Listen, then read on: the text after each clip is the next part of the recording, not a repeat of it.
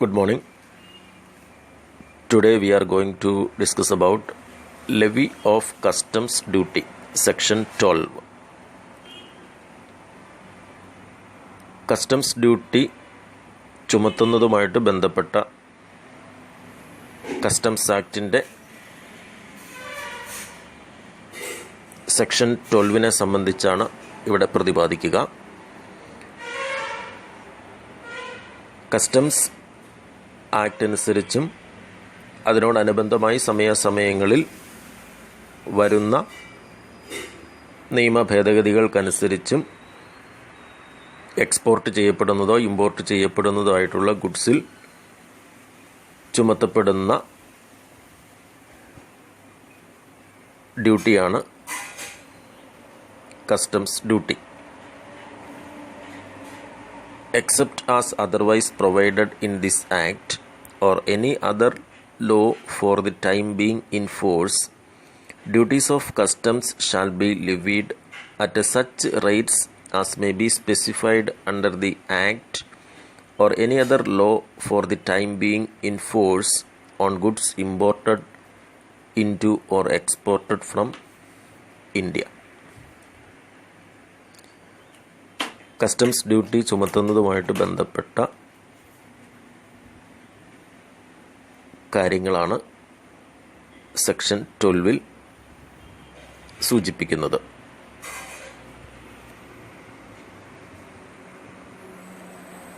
Determining factors.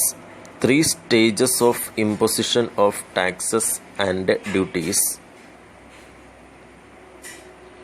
All taxes and duties are imposed in 3 stages, which are levy, assessment and collection. First one is levy.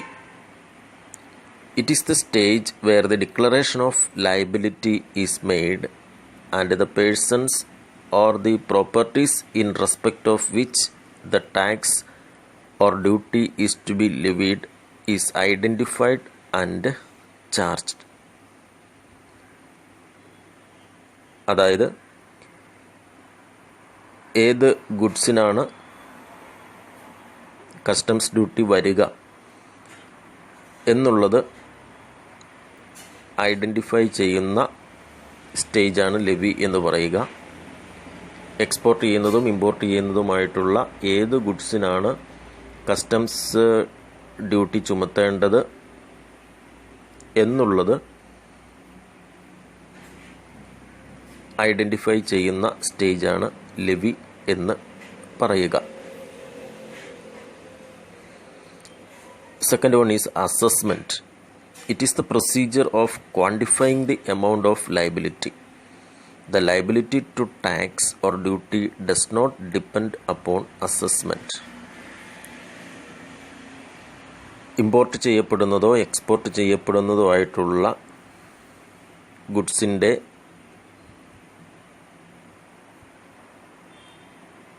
Customs duty എത്രമാത്രമാണ് എന്ന് quantify ചെയ്യുന്ന പ്രൊസീജിയറാണ് assessment എന്ന് പറയുക. എത്രമാത്രം liability ഉണ്ട് എന്ന് കണ്ടെത്തുന്നതാണ് യഥാർത്ഥത്തിൽ assessment എന്ന് പറയുക. എത്രമാത്രം ടാക്സ് ലയബിലിറ്റി ഉണ്ട് എന്നുള്ളത്. എന്നാൽ ഈ ഡ്യൂട്ടി കൊടുക്കുന്നതിനുള്ള ബാധ്യത അസസ്മെൻറ്റിനെ ആശ്രയിച്ചായിരിക്കണമെന്ന് നിർബന്ധവുമില്ല.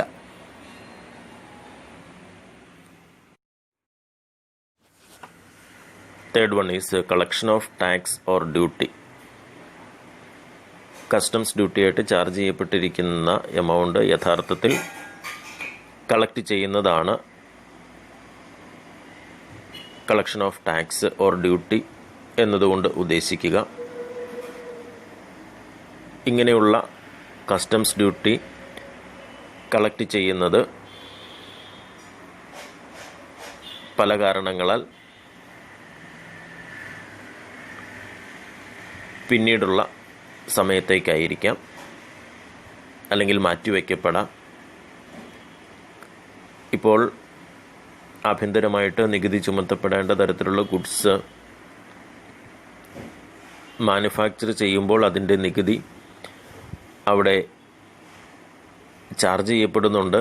എന്നാലും അത് കളക്ട് ചെയ്യുന്നത് അത് ഫാക്ടറിയിൽ നിന്നും മറ്റൊരു സ്ഥലത്തേക്ക് ട്രാൻസ്ഫർ ചെയ്യപ്പെടുന്ന സമയത്താണ്. The final stage is where the tax or duty is actually collected.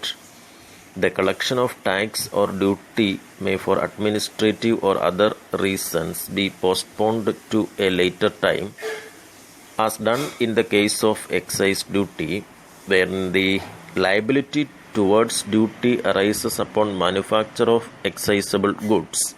The duty is collected only upon removal of goods from the factory.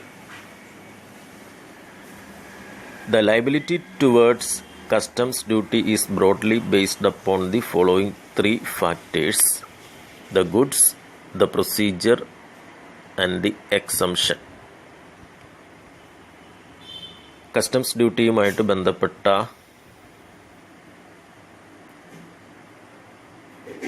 അതിൻ്റെ ലയബിലിറ്റി 3 ഘടകങ്ങളെ ആശ്രയിച്ചാണ് ഇരിക്കുക: ഗുഡ്സ്, പ്രൊസീജിയർ ആൻഡ് എക്സംഷൻ. ഗുഡ്സിനാണ് സാധാരണഗതിയിൽ കസ്റ്റംസ് ഡ്യൂട്ടി ചാർജ് ചെയ്യുക. അത് goods ഏതൊക്കെ സാഹചര്യങ്ങളിലാണ് അതിൻ്റെ ഗുഡ്സിന്മേൽ കസ്റ്റംസ് ഡ്യൂട്ടി ചാർജ് ചെയ്യുക എന്നുള്ളതിനെ ആശ്രയിച്ചാണ്.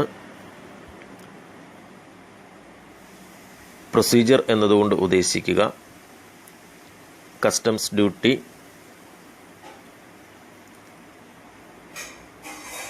അതിൻ്റെ ഡ്യൂട്ടി എത്രമാത്രമാണ് എന്ന് കണ്ടെത്തുന്നതിനുള്ള അതിൻ്റെ മെക്കാനിസവും അതിൻ്റെ പ്രവർത്തനങ്ങളും അതിൻ്റെ കളക്ഷനും ഉൾപ്പെടുന്ന കാര്യങ്ങളാണ് അതിൽ വരിക. ദ എക്സംഷൻ എന്നതുകൊണ്ട് ഉദ്ദേശിക്കുക ഒരു കസ്റ്റംസ് ഡ്യൂട്ടി പലതരത്തിലുള്ള മൊറാലിറ്റിയുടെയും ഇക്വിറ്റിയുടെയും അടിസ്ഥാനത്തിലാണ് അത് കളക്ട് ചെയ്യുക. അതുപോലെ തന്നെ ഗവൺമെൻറ്റിന് ചില ഡിസ്ക്രിഷണറി പവേഴ്സ് കസ്റ്റംസ് ഡ്യൂട്ടി ചുമത്തുന്നതുമായിട്ട് ബന്ധപ്പെട്ട് നിലനിൽക്കുന്നുണ്ട്. അതുപോലെ തന്നെ ഇത് രാജ്യത്തിൻ്റെ സാമ്പത്തിക വളർച്ചയെ സഹായിക്കുന്നതിനും ടാക്സ് പ്ലാനിങ് നടത്തുന്നതിനുമുള്ള ഒരു ടൂളായിട്ടുമാണ് പരിഗണിക്കപ്പെടുക.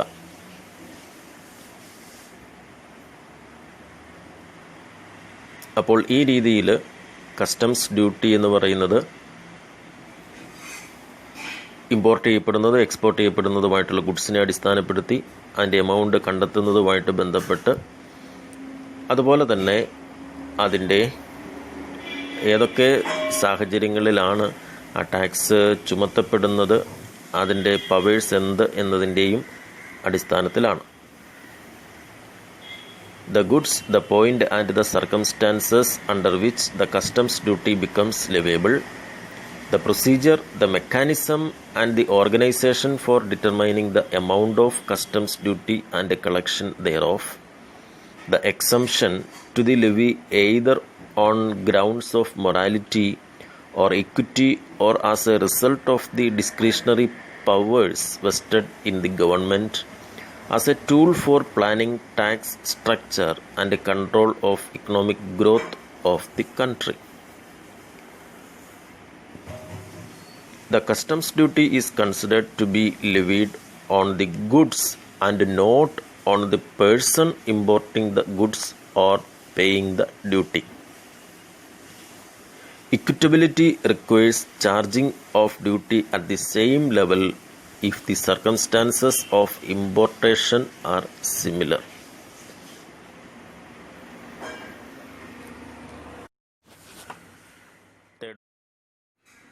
Point and circumstances of levy. Basis of levy. അതായത് കസ്റ്റംസ് ഡ്യൂട്ടി ചാർജ് ചെയ്യുന്നതിൻ്റെ അടിസ്ഥാനമാണ് ഇവിടെ പ്രതിപാദിക്കുക. കസ്റ്റംസ് ഡ്യൂട്ടി ചുമത്തുന്നത് 1975 കസ്റ്റംസ് ടാരിഫ് ആക്റ്റിൽ പ്രതിപാദിക്കുന്നതനുസരിച്ചാണ്. This section is the charging section of the Act, Duties of customs shall be levied at such rates as may be specified under the Customs Tariff Act 1975, 51 of 1975, or any other law for the time being in force on goods imported into and exported from India. The charging provisions shall apply in respect of all goods belonging to government as they apply in respect of goods not belonging to government. Hence, there is no general exemption to goods imported by government.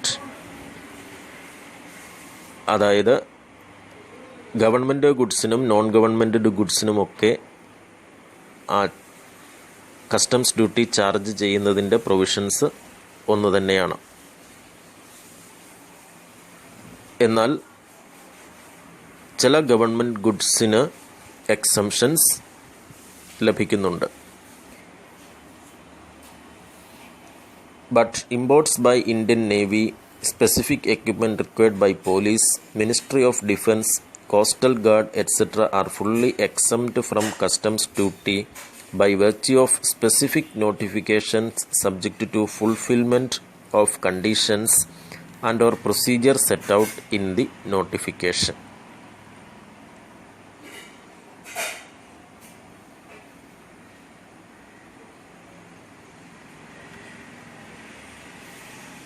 Indian നേവിയുടെ ഭാഗമായി import ചെയ്യപ്പെടുന്നത്, അതുപോലെ തന്നെ ministry of ഡിഫൻസിൻ്റെ ഭാഗമായിട്ട് import ചെയ്യപ്പെടുന്നത്, coastal ഗാർഡിൻ്റെ ഭാഗമായിട്ട് import ചെയ്യപ്പെടുന്നതൊക്കെ ആയിട്ടുള്ള goods special കാറ്റഗറിയിൽ വരുന്നതാണ്. അങ്ങനെയുള്ള ഗുഡ്സിൻ്റെ കസ്റ്റംസ് ഡ്യൂട്ടി എക്സംപ്റ്റഡ് ആണ്.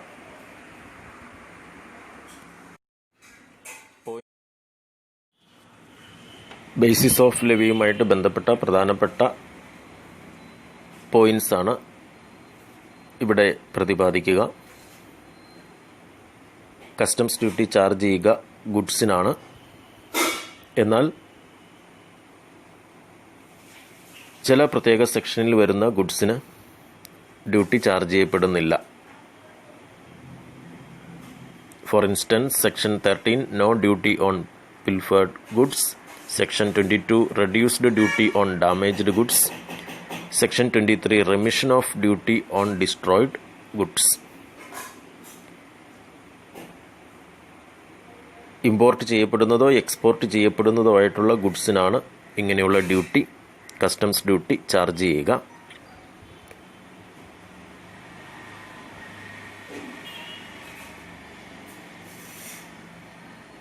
The goods shall be such as are imported or exported to or from India. Third one, the duty shall be charged at such rates as may be specified under the Customs Tariff Act 1975. Customs duty charge ചെയ്യപ്പെടുന്നത് customs tariff act 1975 പ്രതിപാദിക്കുന്ന റേറ്റുകളുടെ അടിസ്ഥാനത്തിലാണ്. Government ഗുഡ്സിൻ്റെയും non government ഗുഡ്സിൻ്റെയും customs ഡ്യൂട്ടിയുടെ ചാർജുകൾ ഒരേ രീതിയിലാണ്. Government goods shall be treated at par with non governmental goods for the purpose of levy of customs duty.